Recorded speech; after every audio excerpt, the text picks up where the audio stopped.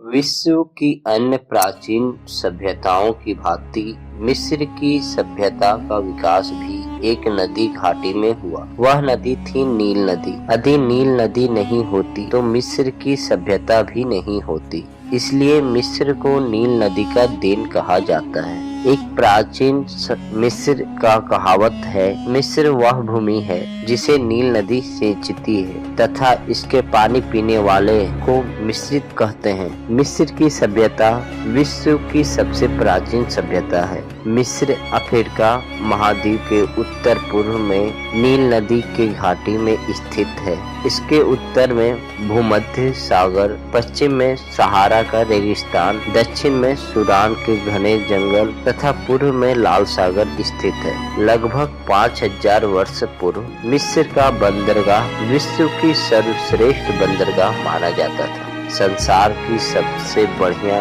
रुई मिस्र में ही नील नदी के मुहासे पर पैदा होती थी। मिस्र की जलवायु तथा भौगोलिक स्थिति ने बिना किसी बाहरी हस्तक्षेप के महान सभ्यता को विकसित होने का प्रदान किया। मिस्र की राजनीतिक इतिहास कुछ इस प्रकार से है। कुछ विद्वानों का मानना है कि मिस्र की सभ्यता का विकास ईसा पूर्व से लगभग 10,000 वर्ष पूर्व ही हो गया था। आरंभ में मिस्र छोटे छोटे राज्यों में बटा हुआ था। लगभग 4000 पूर्व में थाई राज्य संयुक्त होकर 2 राज्यों में संगठित हो गए, उत्तरी मिस्र तथा दक्षिणी मिस्र। उत्तरी मिस्र का राज्य चिन्ह मधुमक्खी तथा वहां का राजा लाल मुकुट पहनता था। दक्षिणी मिस्र का राज चिन्ह पेपाइरस और वहां का राजा सफेद मुकुट पहनता था। लगभग